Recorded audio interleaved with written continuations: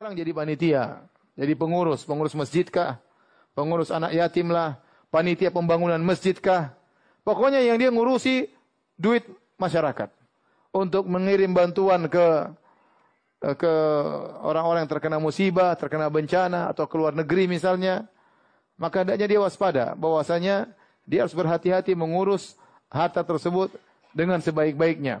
Kalau kita saja ngurus duit kita, terkadang kita pelit, kita perhitungan, kita tidak ingin uang kita terbuang sembarangan, apalagi ngurus uang orang lain. Apalagi ngurus uang orang lain.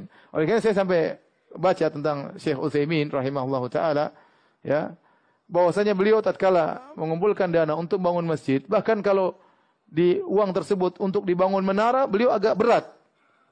Karena orang-orang tatkala memberi uang itu untuk bangun apa? Masjid. Sementara menara itu biayanya besar dan fungsinya tidak begitu besar. Menara itu biayanya besar, fungsinya tidak besar. Artinya beliau sangat berhati-hati mengurusi uang umat. Sampai disebutkan beliau tatkala membuat yayasan atau membuat suatu jum'iyah, ya, kemudian dibuat papan nama, beliau bilang jangan pakai uang masyarakat, pakai uang saya aja ya. Beliau tidak memakai uang masyarakat karena masyarakat tentunya tidak membantu untuk buat masalah ini, buat papan nama ya.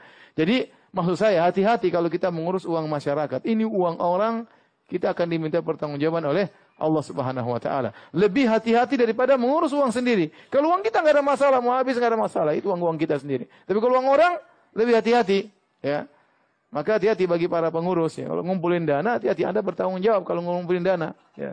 Sebagian orang ngumpulin dana, dia potong sendiri, dia gaji dirinya sendiri, terserah dia berapa persen, ya. Hati-hati, ya.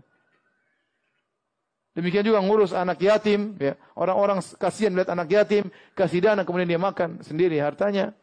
Ya, atau dia beri gaji anak yatim cuma dikasih 50%, 5% buat dia. Ini enggak benar.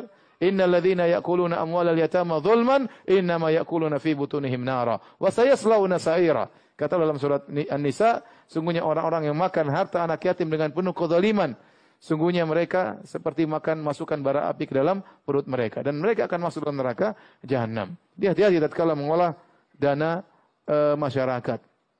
Sebagian orang ngumpulin dana, misalnya bentuk yayasan atau bentuk sekolah, bentuk ini, lama-lama duitnya jadi milik pribadi. Ya, kalau orang tahu itu bangun sekolah bukan untuk umat, untuk ente, mereka tidak akan bantu ente. Orang-orang itu kasih bantuan untuk manfaat kepada masyarakat, bukan untuk antum kelola, antum ambil untung sebanyak-banyaknya, untungnya masukkan kantong pribadi. Haram, tidak boleh seperti ini. Sebagian kejadian seperti itu. Bangun yayasan, kemudian orang-orang bantu dari nol, kemudian besar, akhirnya jadi milik keluarga. Sejak kapan yayasan jadi milik keluarga Anda? Kalau udah masyarakat dulu tahu bakalan seperti ini, nggak ada yang membantu Anda meskipun hanya 1 rupiah, nggak ada. Maka bertakwalah kepada Allah, nasib Anda bahaya pada hari kiamat kelak. Makan tidak amanah, memakan uang titipan masyarakat yang harusnya buat umat, Anda gunakan untuk kantong pribadi.